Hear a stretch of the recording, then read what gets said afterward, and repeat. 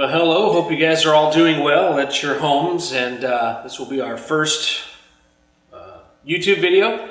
So I am going to do this day in history and some famous birthdays and a fun fact today. Now, you may watch this on a different day, but I'm going to do them for March 30th, which is this coming Monday. So on March 30th, this day in history, 1981, Ronald Reagan was shot. Attempted assassination attempt. He was hit in the left lung. True to who Ronald Reagan was his sense of humor. Before he went into surgery, he said to his wife, "Honey, I forgot to duck." And as the surgeons were preparing to put him under for surgery, he said, "Please tell me you're Republicans."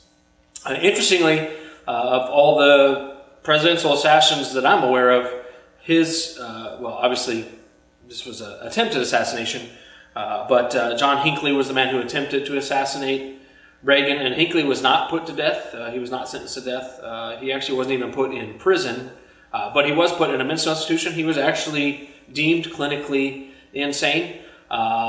He was deemed to be suffering from narcissistic personality disorder, in which he wanted his life to be just like the movie Taxi Driver, which I've never seen the movie Taxi Driver, but apparently in it the driver of a taxi gets this plan to kill the president and to save certain people's lives, including a character played by Jodie Foster, and this guy was actually even infatuated with Jodie Foster, so he obviously had some clear mental issues. So Hinckley was actually completely released from prison in 2016. Not prison, from mental institution, but he now, he still has to have regular checkups with a psychiatrist, but he lives with his mother. Interesting.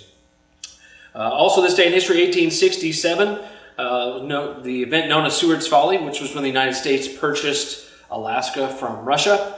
This was under William Seward, who was the Secretary of State, and people at the time thought it was a big mistake. This day in history, 1855, the first Kansas election was disrupted by violence. Now, this was when Kansas was still a territory, but they were trying to elect a legislature in Kansas.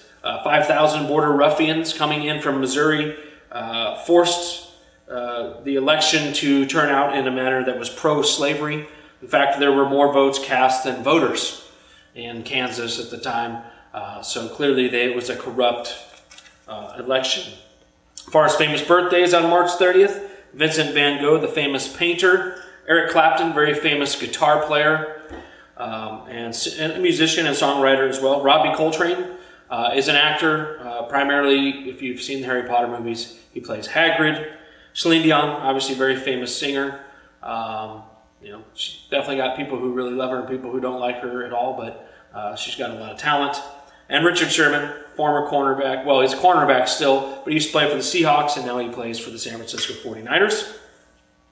And our fun fact today, according to the CIA's 2013 data, the U.S. has 13,513 airports that are recognizable from the air, which is more than the next 10 countries combined. So that's a lot of large airports that are easy to see from the air. Now, as far as notes, we are going to continue from where we left off, which was quite a while ago now, since we've taken notes. So I'm going to do a little bit of review for the first two slides, then we'll hit some new information. But we had talked about new weapons of war, things like machine guns, flamethrowers, poisonous gas shells, gas masks, detection devices, Big Bertha guns, which would be very large artillery, tanks.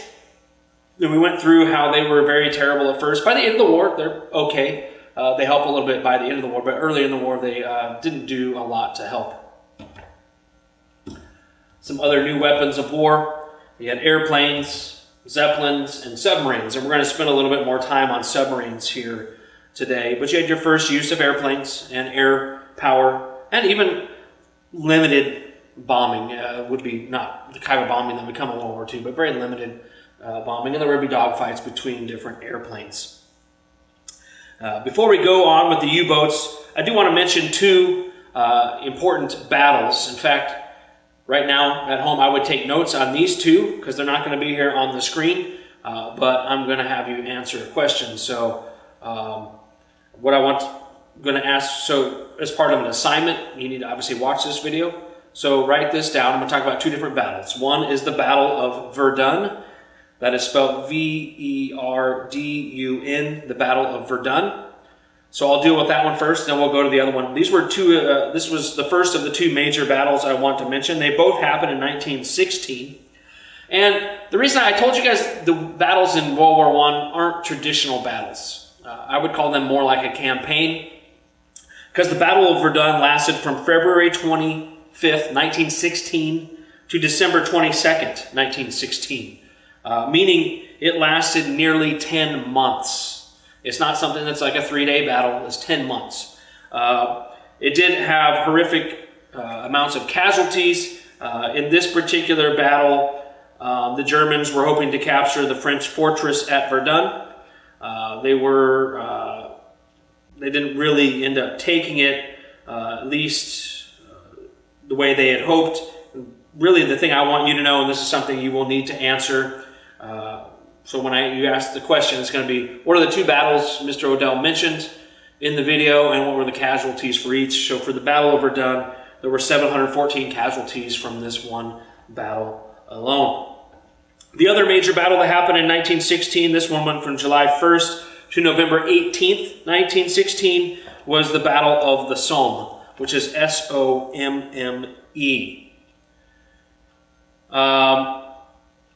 This is a combined Ally attack at the Somme to try to take land away from the Germans. On the first day of battle, the British lost 20,000 soldiers that were killed. That's not just casualties, that's actually killed. 20,000 British soldiers died in the first day. In fact, put that as another question you need to answer. On the first day of the battle, the British soldiers lost 20,000 soldiers. So the question would be, how many British soldiers died on the first day of the Battle of the Somme? 20,000. The Germans, the British began using the armored tank here, but it had very little effect. So this is kind of the first use of trying to use tanks in a major battle. As far as casualties here, you will have to answer this question. How many casualties at the Battle of the Somme? Over 1 million. And that's just for the nations, the British, the French, and the Germans. Over 1 million casualties. Okay? So these are very long, prolonged battles. We talked about trench warfare and how it made everything go very slowly. Now, let's move on and talk about submarines. In fact, we'll call them U-boats here at first, because the Germans were the first to really use them in significant numbers. Okay, so this war zone around the British Isles will be partly due to the U-boats. So the British Navy was way too powerful for the Germans, as far as their ships above. So their battleships, their destroyers, their cruisers, the Germans really couldn't compete. So the British had blockaded off any supplies from getting to Germany through those types of means. Now, the Germans might be able to get some supplies from Austria and the Ottoman Empire. The problem is those countries were also fighting in the war, so they didn't really have the supplies to give. So there was a British blockade, but also there was, in some ways, a German blockade around the British Isles, where the Germans, instead of using destroyers and cruisers and battleships, decided to use submarines to not only sink Navy ships, but sometimes to sink ships trying to bring supplies to the British. Sometimes they would sink passenger liner ships as well. Now, at first, this obviously sounds really bad, and I understand why you would say that. But the Germans oftentimes would give warnings. So the most famous of these is the sinking of the Lusitania, which set sail on May 7th. Well, actually, it was sank on May 7th when it was getting close to the coast of Ireland. 1,198 people, including 128 Americans, died on the ship, and it was a passenger ship. Here's the deal. That passenger ship, however, was carrying some supplies to help the British in the war effort. The Germans actually had a warning in the New York Times telling people not to get on the ship, saying it's possible it would get sunk. So the Germans were giving warnings. It wasn't like they just did this and people weren't aware it was a possibility. Now, this is partly because the Germans felt like this ship reaching the British actually would help the British war effort. Obviously, this is a big moment, though, because this gets America more interested in what is going on in World War I. Now, it doesn't cause America to declare war yet, but this is a step towards that, as American lives were now lost due to this war. Attitudes began to shift more to the anti-German side. But like I said, still most Americans don't want to go to war. We'll talk about that in a little bit, how America got into the war. So this is the first of those types of things. The Germans actually do sink another ship later on, known as the Sussex, and after that, Woodrow Wilson makes the Sussex Pledge, basically saying you need to avoid doing this type of sinking of ships that aren't Navy ships. And for a while, the Germans do decide to kind of lay low, at least on attacking non-combative ships. You also have then the Battle of Jutland, which is probably the most famous sea battle that takes place during this war between the Germans and the British fleet. They engage off the coast of Denmark. The British do suffer heavy losses, but they were able to, in the long run, catch the Germans in a trap and make them retreat. The Germans kind of did consider it a victory because they did cause the British to suffer heavy losses. The British lost 15 ships, 3 battle cruisers, 4 armored cruisers, 8 destroyers. So it was definitely a significant amount of loss. The Germans lost 11. However, the German Navy never really recovered from this battle, because even though the Germans inflicted more damage, the British Navy was so much larger that the amount of damage they took, they could withstand that and continue to fight strong.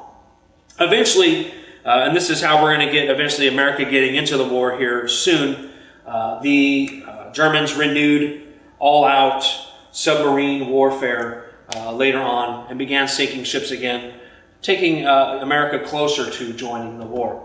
Before we get to America joining the war, we're going to talk about one more thing, however. We're going to talk about Russia. Now, we're not going to talk about this in great detail. That will be something we will cover next chapter. So I'm just going to keep it brief, because we're mostly just talking about how this affects World War I. Okay, well, in 1917, Nicholas II abdicated the throne. For several months, a provisional government under Alexander Kerensky was in charge of Russia. Now, this would be a group that you don't need to write this down. This will be something, like I said, we'll cover next chapter in a lot more detail. But Kerensky was known as a Menshevik. So he's a communist, but the Mensheviks were a more peaceful version of communists, I guess you would say. They didn't want to do a violent takeover of the government. They took over because Nicholas abdicated. They didn't force him to leave. Nicholas left over because he was extremely unpopular amongst the people, and there was a lot of move towards getting rid of him in the first place. So he was kind of fearing for his life. So Kerensky is in charge of this provisional government, which lasts for, that's March 15th. It lasts until November of 1917, when a second revolution brings the communists that are the Bolshevik communists to power under Vladimir Lenin. We'll go detailed, like I said, it'll be next week on this. But what is important here, and this is something that was mentioned in the video we watched a while back, Lenin was smuggled into Russia by the Germans. The Germans, knowing that Lenin was very anti-war and probably would pull them out of the war, sent him in with that intent. Lenin does take over the government, and he begins quickly to work towards a peace agreement with Germany because he wants to solidify his power in Russia. So they come to an agreement in the Treaty of Brest-Litovsk, in which Russia pulls out of the war. Germany gained access to badly needed raw materials. So the Russians actually lost lands that they had, and in return, the Germans get coal deposits, coal mines, even some oil areas. So Russia actually loses 50% of their industry through this. But Lenin wanted out so bad so he could gain control of what was going on in Russia. Now, this is very important to the war, because when Russia pulls out, this means the Germans can focus all their attention on fighting against the British and the French. Okay. However, another country is going to get into the war. and this is the United States. Woodrow Wilson was the president at the time. Initially, like I said, the United States was neutral. They were staying out of the war as much as possible. And initially, most people in America certainly did not want to be in the war. And even after the sinking of the Lusitania and the Sussex, I mean, people were a little more pro-war, but still, for the most part, people wanted to stay out of the war. It's something they didn't want to get involved in. So why does Wilson eventually ask for a declaration of war? First off, obviously the submarine campaign, especially now that the Germans renew their unrestricted submarine warfare and they're sinking ships at will, America becomes more and more angry with this policy. However, this is not the only thing, once again, causing them to go to war. The Americans also had strong ties with the British and the French. America has traditionally had stronger ties with those countries than probably any other countries in the world. The French helped us win the Revolutionary War, and the British, I mean, we were at one point in time, British colonies. So even though we fought wars against the British on 2 occasions, we still have a lot in common with them. Even the form of government we have is not the exact same, obviously, but the British were the ones who kind of brought a little bit more democratic form of government. We took it to a whole new level, but there's a lot in common. Plus, we're English-speaking countries.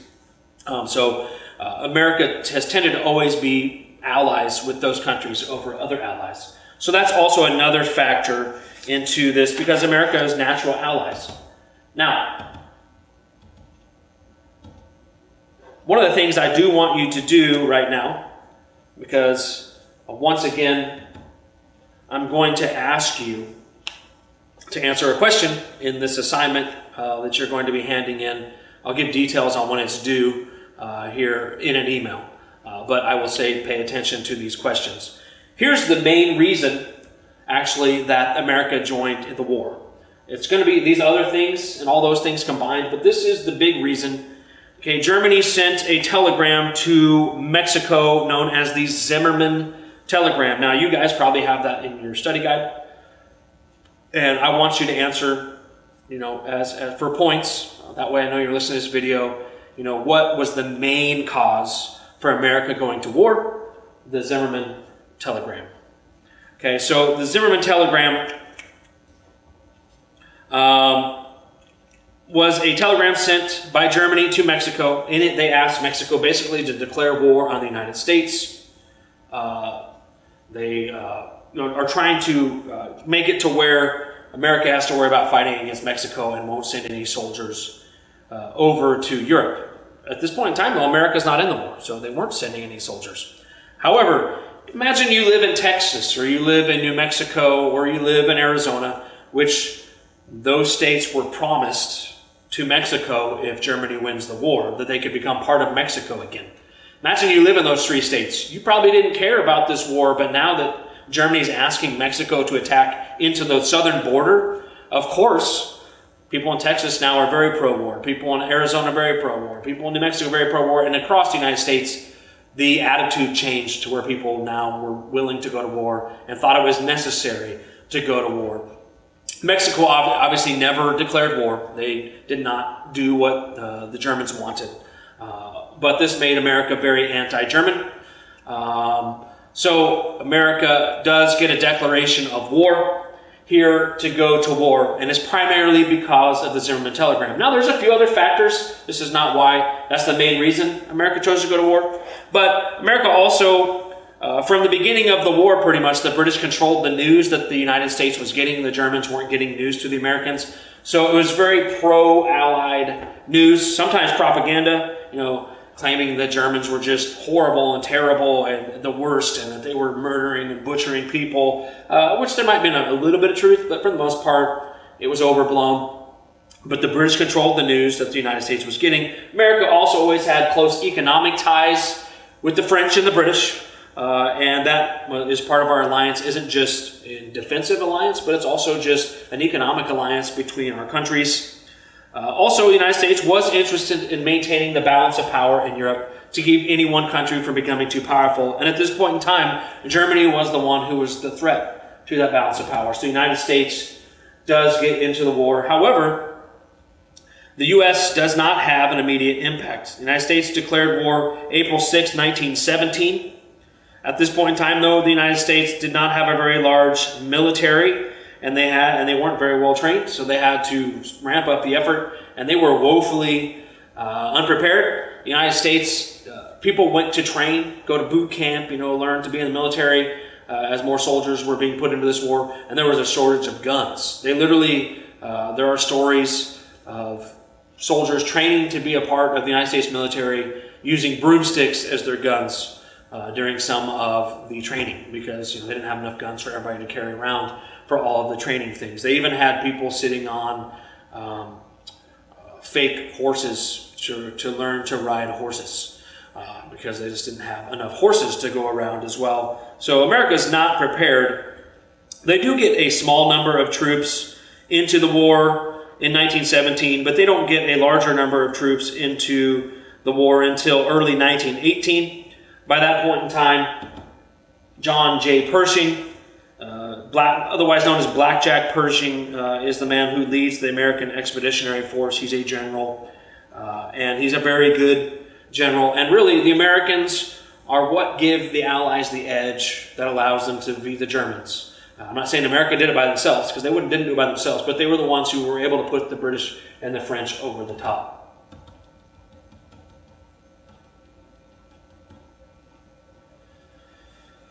Okay, so this leads us to the conclusion of the war, and we'll be just finishing here in just a moment with this particular lecture.